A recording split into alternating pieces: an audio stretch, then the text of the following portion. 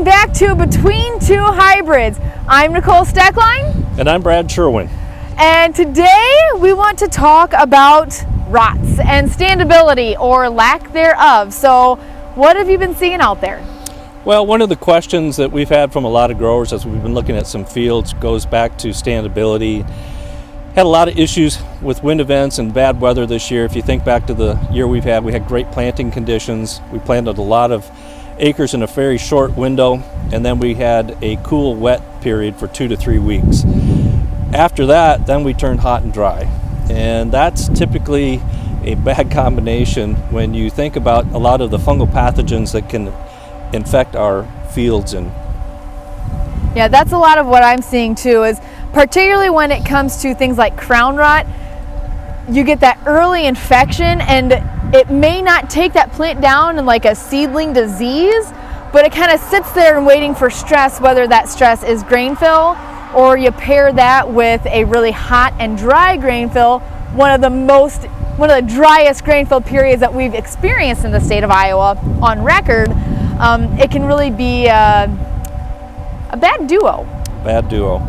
You think about the weather we had. When you get those hot, dry conditions, a lot of our nutrients are taken up into the plants through the water. And when we don't get the rainfall, we've got hot, dry conditions. Obviously, we can't get as much water into the plants, therefore we can't get the nutrients in the plants. So those plants will start to cannibalize as they get into that reproductive phase. That weakens the stalk integrity, that weakens the plant's ability to defend or fend off some of these fungal pathogens that infected the plant actually really early, probably V2, V3 stage. Yeah. So we've got some plants here. Let's go through some of what we're seeing. So we went out into a plot and dug some plants and split them open, because I'll get pictures of just like, of this, what's behind us, and say, well, what's wrong with it? But we really need to be looking inside of that plant, because that's where the rot's happening. So we've got a plant here. There was actually some pretty bad sidewall compaction on there. And I know that Brad had mentioned, we had a really good spring. And we did. And so when I dig up plants and we see this sidewall compaction, I think that sidewall compaction gets kind of a bad rap for it's your fault because you planted when it was too wet. And we only think about sidewall compaction in terms of planting when it's too wet. When in fact, this year, I think a lot of it had to do with the temperatures, just because, we had the precipitation late April, early May, and the wind and the sun did a good job of drying out that top 2 to 3 inches. But when we think about drying that entire soil profile, it really takes heat to make that happen. So we got the top of it dried out. Maybe we helped that drying out with a little bit of secondary tillage pass. But then below that, we still had the moisture, which is really where we got that sidewall compaction, is below the seed placement, because we didn't have the heat to dry up kind of the muck underneath the seed bed. That's right. So one of the questions, or one of the recommendations we've typically been making with growers who've had some issues with some standability, is to get out and look at those fields. And what you want to do is, just like we did here, split that stalk, focus first on the crown down here, and look at that crown area and look for that discoloration. That's usually an indicator that we've had a fungal pathogen impact that field or that particular hybrid early in the season. A lot of times what we're seeing right now is probably some Gibberella Stock Rot. There could be some Fusarium in there, could be some anthracnose. Remember, those infections took place real early. When we got those early rains, the rain splashes the dirt up into the world when the plants are really small at V2 or V3 stage. That's when the infection took place. The third leg of the disease triangle is having that weather pattern at the later part of the year for the fungal infection to actually propagate and show itself. And that's really what we're looking at right now in a lot of fields. Yep. So start looking at that crown first. Look for any discoloration there. Yeah, I mean, really when you cut off that crown, you get that early crown infection. Even, especially these last couple of years, I would say that the last 2 to 3 years where we've had moisture during grain fill, I've probably seen more standability issues related to crown rot as opposed to stalk rot, where the crown rot caused the stalk rot. However, this year, just because we were so hot and dry, I think that we saw so much more cannibalization that happened. I am seeing some stalk rot happening even without the crown rot. And in some cases it kind of turns into a chicken and an egg thing, because once you get desiccating tissue, you're going to have, fungus takes away, it breaks down. So as soon as you start having that desiccation, you're going to start having those rots showing up. That's right. So pay close attention to what the plants are telling you. Take a look at the crowns, take a look at the inner parts of the stalk, take a look at your soil tests, and remember, our stalk strength or standability is really driven primarily by potassium, but also copper and manganese. And a lot of times we're not paying a lot of attention to those micronutrients, but they're very important, especially when you have a year that has a lot of disease pressure or potential for disease pressure. Okay, so let's take a look here. You showed them the poor one. Why don't you show them the contrast between the two? Here, we can show them the contrast in between the two. So we've got this one over here. Take a look at that crown, the discoloration, and then obviously we can see that there's just nothing left in this stalk. Where we take a look at this one here, which was green on the outside, still healthy. Take a look on that inside. Exactly. We're looking here, we don't see that same discoloration here. This is a healthy plant, as Nicole alluded to. We've got still some green coloration to it, much healthier plant, and those are the things that you want to look for to help you understand where we've got some issues, why we're having some standability issues in certain fields. So you talked about these other nutrients.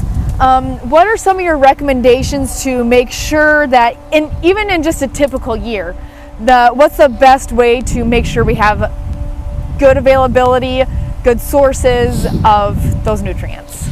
Well, the important thing is, in a tough year, when you have a stress year, that's when a lot of things really kind of start to show up. And if we have good growing conditions, our soils are very forgiving, and we can get by with some things that just, the disease may be there, but it just doesn't present itself. So when you get those stress years, it's a really good opportunity to kind of fine-tune things and figure out where we've got some opportunities to make some improvements. A lot of growers are on 3 or 4 year rotations for their soil sampling, and this may not be the year you're due to soil sample. But if you've got some fields that have had some standability issues, I would encourage you to go out. You don't have to grid sample everything, but you could take a look at where the highest yielding spot in the field is, where the lowest yielding spot in the field is. Grab 5 or 6 cores out of each of those spots, send them in, but get a complete soil test analysis so you can understand, where do I have some opportunity, where am I good, where am I bad or short on some nutrients. Then you can put together a game plan on how we can get the problem addressed. Remember, nitrogen, sulfur, boron, those are leachable. Taking soil samples in the fall, you may have a really good number, you think you're good, but if we get a lot of rain throughout the next spring, and we get a lot of winter, a lot of snowfall this winter, those nutrients could actually get moved out of that profile, so it may be a little misleading. Spring is probably the better time to sample for a lot of micronutrients. The other thing I would caution, if you do get some soil samples and you find I need to address some issues, whether it's zinc or copper or boron or any of those micronutrients, be careful if you're going to try and mix those in with your fall P&K spread. The bulk densities on those products are different, and what will happen in the spreader truck or tender, they'll settle out and you won't get an even spread across that field, simply because the bulk density is different. Work with your local retailer. They've got a lot of great products on the market today that can help address those issues, but have a good plan put in place. Yeah, I love your comment basically about making lemonade out of lemons, where we've got a stress year, but it gives us the opportunity to see things. With the weather that we've had last couple of years, where we continued to get moisture covers up a lot of problems. Rain makes green. Yeah, you get compaction, things like that. As long as you got the moisture and the nutrients there, you don't need to have a huge root system. But this year, size of root system was very important as terms of being an anchor for that plant, and then being a big enough sponge to pull up nutrients in a waterless environment. So one more thing, we talked a lot about the different stock rots, and getting guys like this with a bad neck. So we are going to see different things.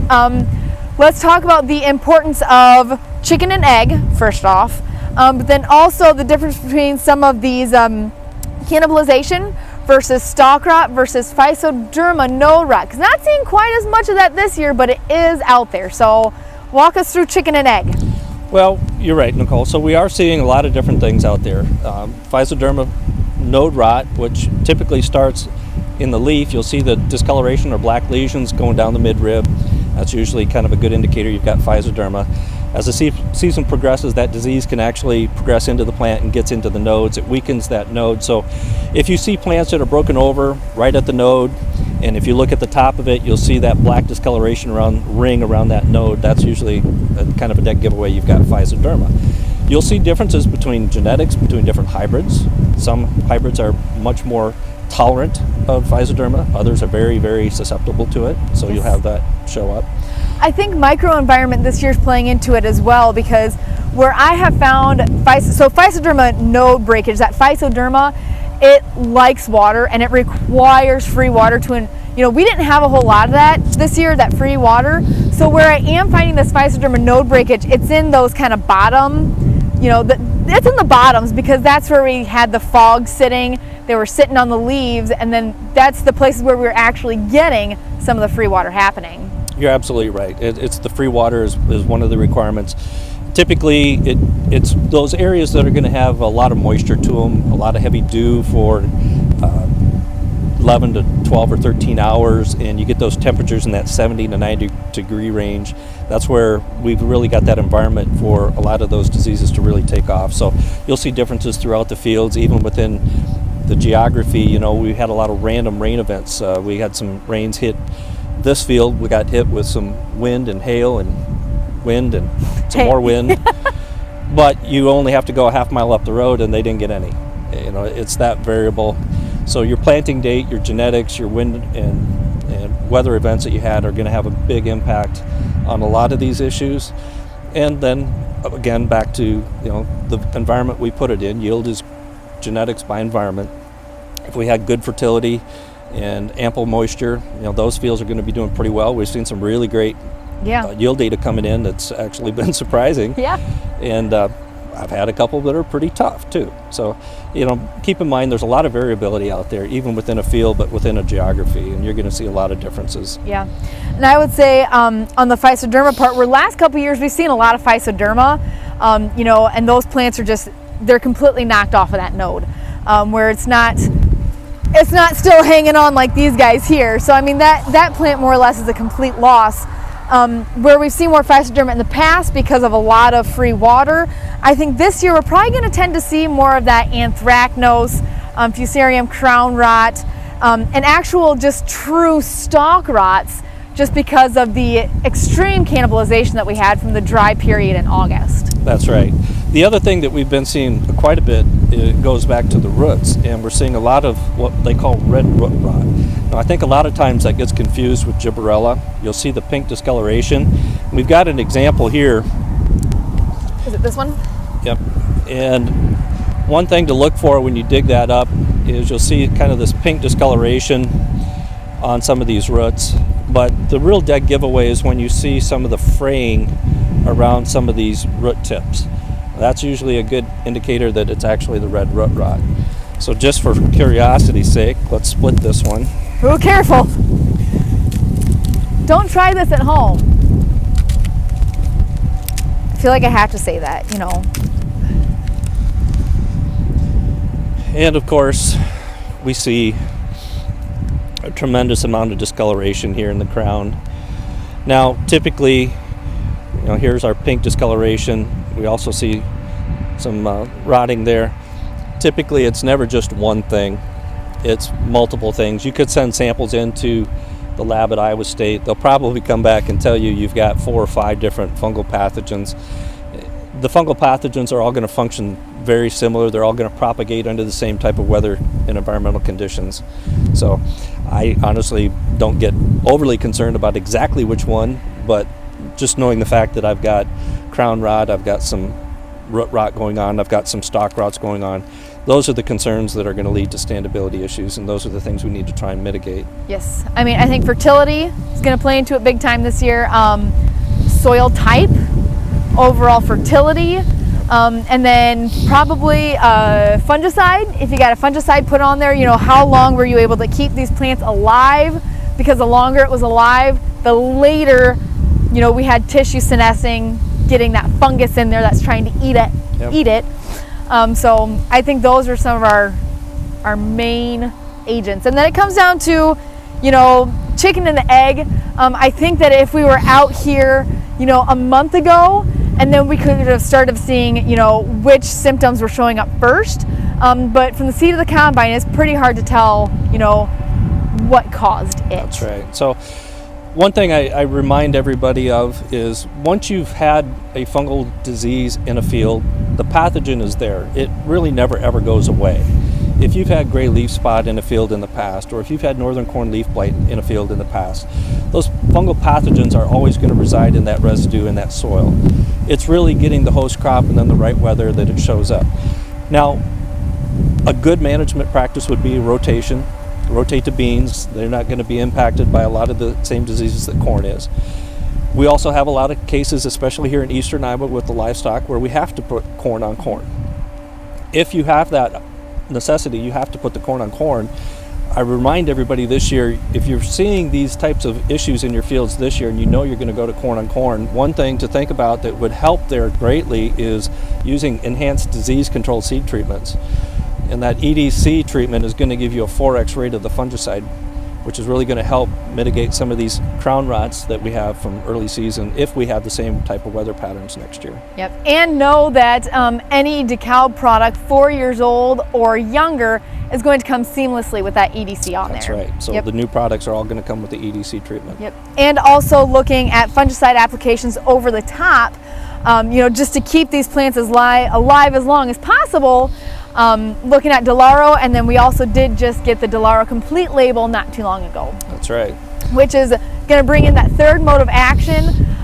Most products out on the market are 2 mode of action. Delaro Complete and some others are bringing in that SDHI. The really great things about SDHIs are that they really extend the residual. One of the drawbacks of SDHIs, they have great residual, but they don't have very broad spectrum. What I like about the Delaro Complete is that the SDHI, that third chemistry that we're bringing in, again, all SDHIs are going to give us that really long residual, but this one, in that narrow spectrum of diseases that it controls, gray leaf spot is one of the main ones in there, which is a disease that we fight with every year, and it's really typically the #1 disease in Iowa. Yeah, it is. We saw a little bit of gray leaf spots, a little bit of tar spot come in late this year, not enough to really have any impact on yield, I don't think. But keep in mind those fields that have been impacted in the past. This might have been one of those years where the V5 application of a fungicide would have paid maybe good dividends. It's really kind of hard to tell because you just don't know what the weather's going to do later in the season. But one thing we do know, if you've got the pathogens, you've had the issue, you have the issue this year, and you're going to go back to corn, that EDC having the higher rate of fungicide, on the seed treatment is going to be a very good risk management strategy. Risk management. That's what so much of this is about. Do you have anything else? Words of wisdom? Have a safe harvest. Yeah, have a safe harvest. Let's look forward to next year. Keep at it. Be resilient. Until next time. Have a good day.